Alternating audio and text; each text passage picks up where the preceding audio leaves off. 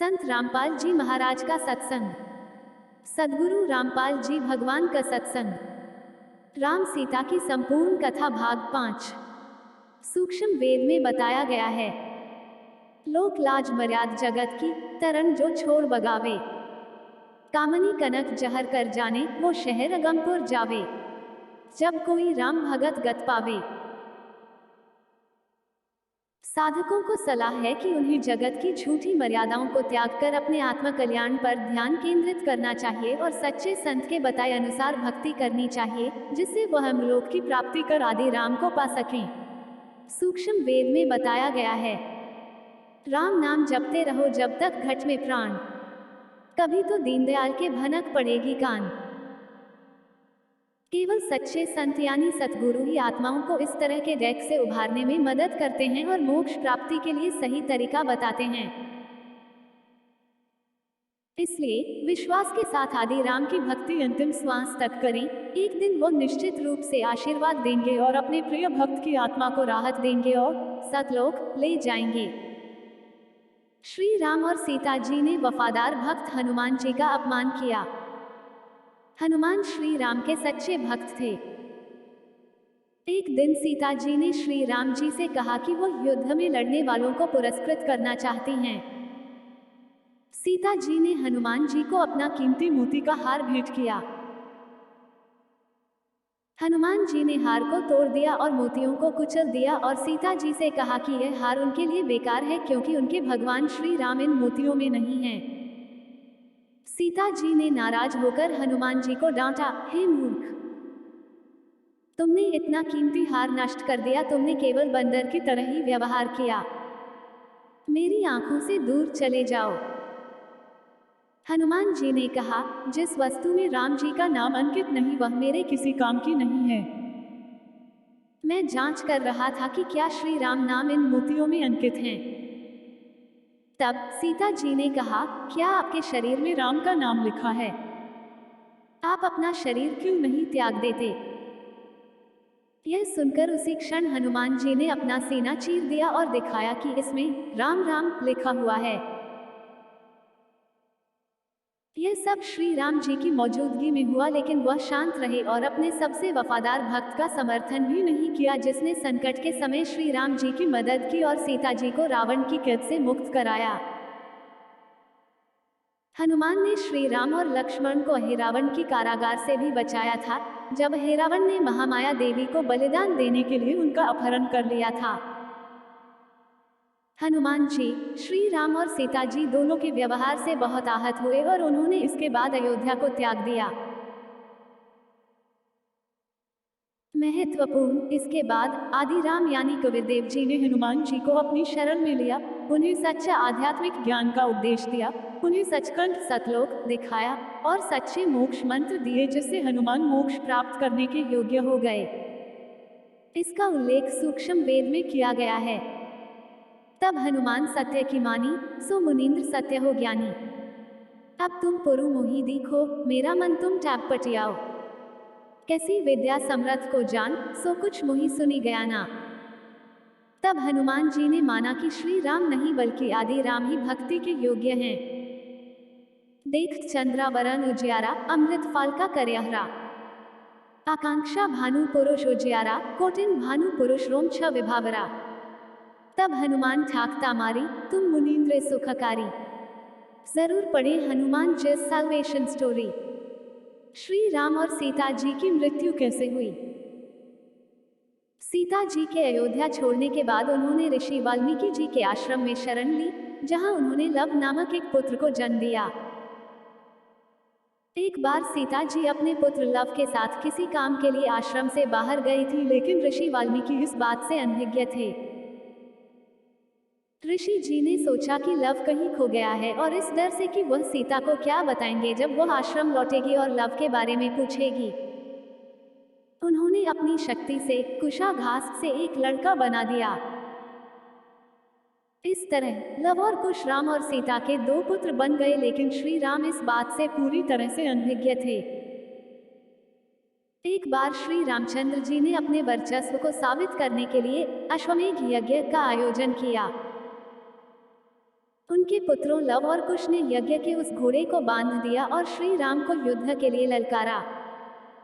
श्री राम अनभिज्ञ थे कि लव और कुश उनके पुत्र हैं। श्री राम और लव कुश का युद्ध हुआ और श्री राम को अपने ही बेटों के हाथों हार का सामना करना पड़ा। जब सीता को यह पता चला तो वह बहुत दुखी हो गई और उन्होंने श्री राम को देखने से भी इनकार कर दिया। देख में सीता जी ने पृथ्वी में प्रवेश किया और अपना जीवन समाप्त कर लिया।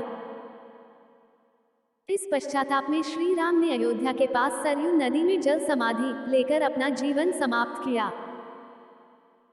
श्री राम और सीता जी दोनों ने दयनीय जिंदगी बिताई और दोनों की मृत्यु भी बेहद दर्दनाक थी। टिप्पणी: इस प्रकार ऋषि नारद का श्राप सत्य हुआ। विष्णु जी ने श्री राम रूप में अपने 7वें अवतार में अत्यंत दुखी जीवन व्यतीत किया। राजा बाली ने द्वापर युग में श्री राम जी से बदला क्यों लिया? नारद मुनि जी के श्राप के कारण विष्णु जी को श्री राम रूप में त्रेता युग में पूरा जीवन संघर्ष में बिताना पड़ा।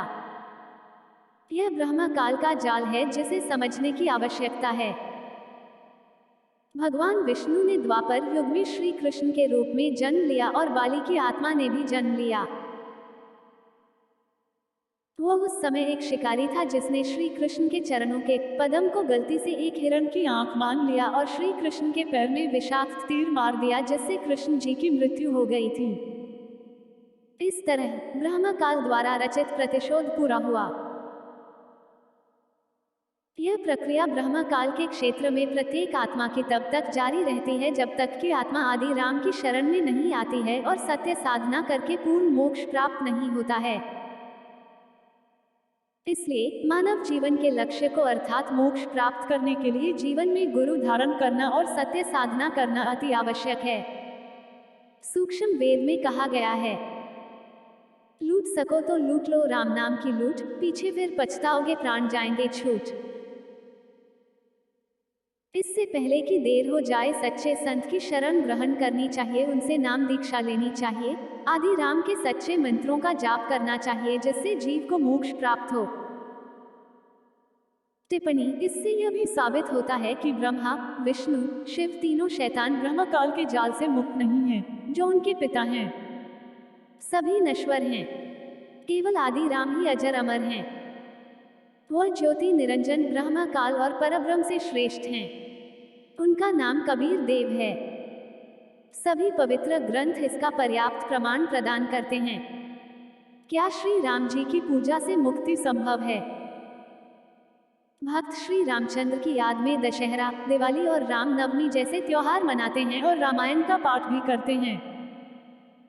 वे मंत्रों का उच्चारण करते हैं और रामचंद्र जी की पूजा करते हैं, जैसे ओम रामभद्राय नमः, ओम रामचंद्राय नमः, ओम रघुपुंगव्याय नमः, ओम जानकी वल्लभाय नमः, हरे राम राम राम हरे हरे, श्री राम जय राम रघु राम आदि। इन सभी मंत्रों और पूजा की विधि का किसी भी पवित्र ग्रंथ में कोई सबूत नहीं मिलता है। यह मनमानी पूजा है और इससे मुक्ति संभव नहीं है। श्रीमद् भगवद गीता अध्याय 17 श्लोक 23 में पूजा की सही विधि बताई गई है जिससे आदि राम को पाया जा सकता है। 3 शब्द का मोक्ष मंत्र ओम तत्सत सांकेतिक शब्द जो कि तत्वदर्शी संत द्वारा प्रदान किया जाता है, जिसके जाप से आत्मा को मुक्ति मिलती है। सर्वशक्तिमान कबीर साहेब अपनी अमृत वाणी में बताते हैं, राम नाम तिहु लोक में सकल रहा भरपूर, जो जाने तेहि निकट है, अनजाने तेहि दूर। ईश्वर अज्ञानियों से दूर होते हैं और उनके साथ होते हैं जो आदि राम की सच्चे मंत्रों के जाप से भक्ति करते हैं। निष्कर्ष: उपरोक्त विश्लेषण से निम्नलिखित निष्कर्ष निकलते हैं। भगवान राम श्री विष्णु के 7वें अवतार थे जिन्होंने ऋषि नारद के श्राप के पश्चात निरानंद मानव जीवन व्यतीत किया। त्रिलोकी विष्णु द्वारा 3 ताप श्राप के दुष्प्रभाव को भी नष्ट नहीं किया जा सका।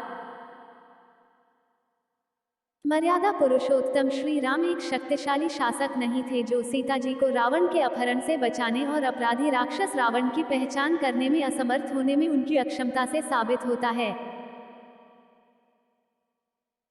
श्री राम देवी पार्वती की पहचान रामचंद्र रूप में कर लेते हैं, जो यह दर्शाता है कि इनका रिमोट ब्रह्मकाल के हाथों में है, जो स्वयं सभी कार्य करता है और आत्माएं केवल उसके हाथों की कठपुतलियों के रूप में ही कार्य करती हैं। श्री रामचंद्र जी ने बाली को धोखे से मारा। श्री राम ने राम सेतु बनवाया, यह मिथ्या है जो अब उजागर हो गया। तथ्य यह है कि राम सेतु का निर्माण आदि राम जी की कृपा से हुआ था। दिव्य पुरुष श्री रामचंद्र जी और उनकी समस्त सेना नागफांस में कैद होने पर असहाय हो गई थी। तब गरुड़ जी ने श्री राम और उनकी सेना की मदद की, अन्यथा वे निश्चित हार जाते। रावण का वध श्री रामचंद्र द्वारा नहीं अपितु आदि राम कबीरदेव जी की कृपा से हुआ था। श्री राम जी की शर्मनाक हरकत बेहद बेहुदा थी जब उन्होंने अपनी गर्भवती पत्नी सीता को नगर वासियों के डर से महल से निष्कासित कर दिया। इससे साबित होता है कि श्री राम जी अनिर्णयात्मक और अमानवीय स्वभाव के थे। श्री राम ने भक्त हनुमान का अनादर किया। श्री राम ने अत्यंत दुखद जीवन व्यतीत किया और किसी भी सामान्य इंसान की भांति उनकी दर्दनाक मृत्यु हुई।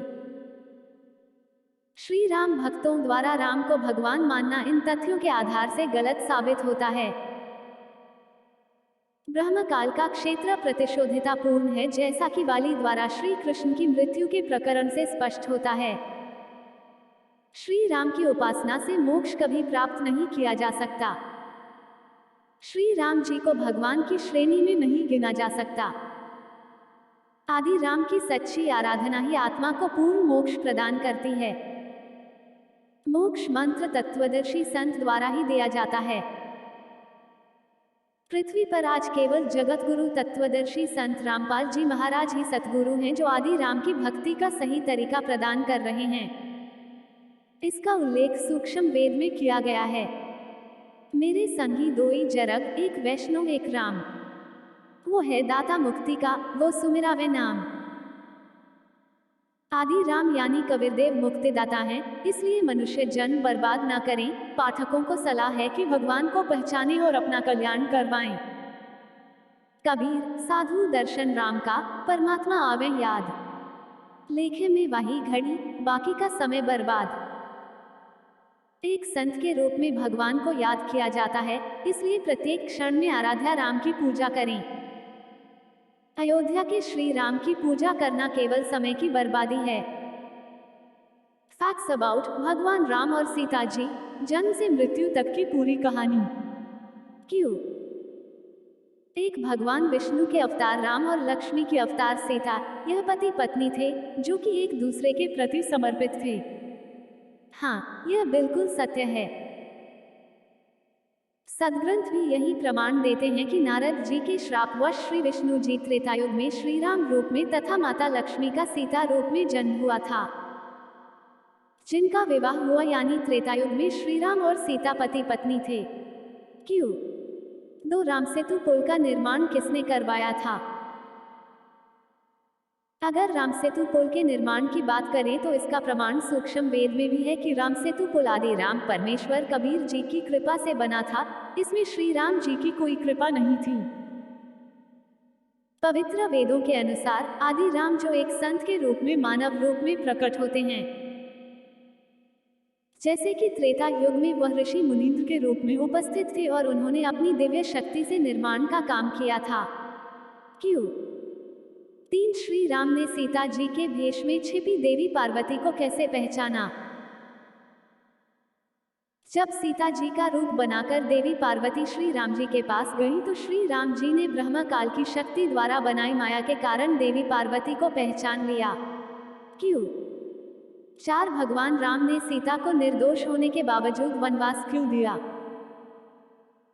यह बात तो सभी जानते हैं कि अग्नि परीक्षा देने के बावजूद सीता की पवित्रता पर लोगों को शक था। इसलिए सीता जी के प्रति लोगों के मन में शक होने के कारण श्री राम ने सीता को राज्य से निकाल दिया। उनकी बेगुनाही के बावजूद सामाजिक अफवाहों के कारण श्री राम जी ने गर्भवती अवस्था में सीता जी को घर से बाहर निकाल दिया था। क्यों? 5 हनुमान जी ने अयोध्या क्यों छोड़ी?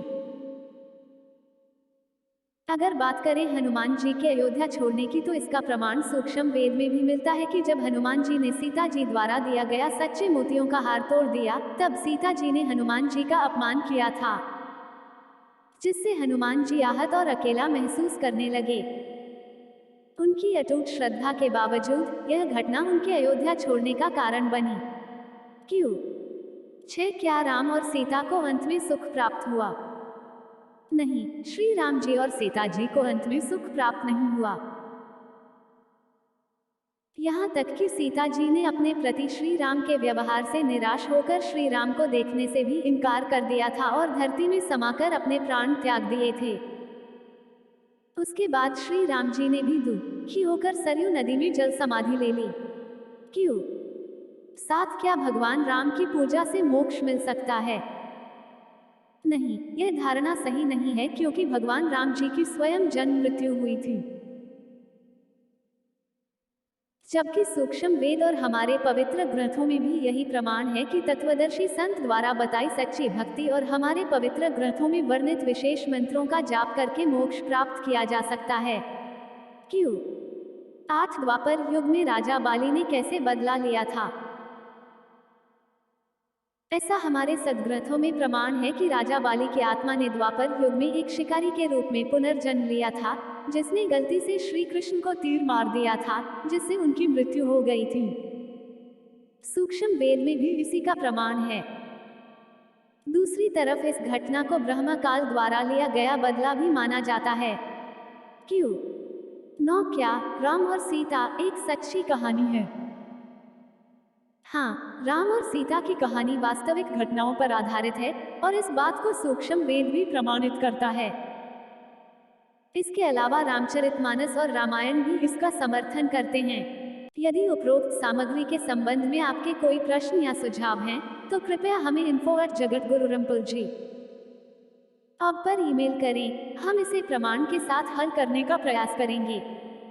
ललिता देवी: मैं भगवान राम के प्रति बहुत सम्मान रखती हूँ और पूरे दिल से उनकी पूजा करती हूँ। वो सृष्टिकर्ता और सर्व प्रभुओं के स्वामी के रूप में हमें अनेक लाभ प्रदान करते हैं। जय श्री राम। सैटलोक आश्रम। देखिए प्रिय पाठक, हम आपकी बातों को भी महत्व देते हैं, लेकिन हमारे शास्त्रों के अनुसार भगवान राम को विष्णु जी का अवतार माना जाता है, जो 3 गुणों में से एक यानी सद्गुण के अंतर्गत आते हैं। हमारी गीता जी में त्रिगुणों की पूजा को व्यर्थ बताया गया है और जो लोग ऐसी पूजा करते हैं उन्हें राक्षसी स्वभाव का भी कहा गया है। हम आपको यही सलाह देते हैं कि आध्यात्मिकता और ईश्वर के बारे में कोई भी फैसला लेने से पहले अपने पवित्र ग्रंथों को भी देख लें, क्योंकि ये जीवन का एक महत्वपूर्ण फैसला है जिस पर बहुत कुछ निर्भर करता है। जीवन में सभी लाभ और सफलता परमात्मा के आशीर्वाद से ही प्राप्त हो सकते हैं, इसलिए हमें इष्ट देव को सोच समझकर चुनना चाहिए। हमें वैसे ही करना चाहिए जैसा कि हमारे धर्म ग्रंथों में बताया गया है। इसके अलावा हम ज्ञान गंगा पुस्तक को पढ़ने के साथ साथ संत रामपाल जी महाराज के आध्यात्मिक प्रवचनों को सुनकर अपने पवित्र ग्रंथों को अच्छे से समझ सकते हैं।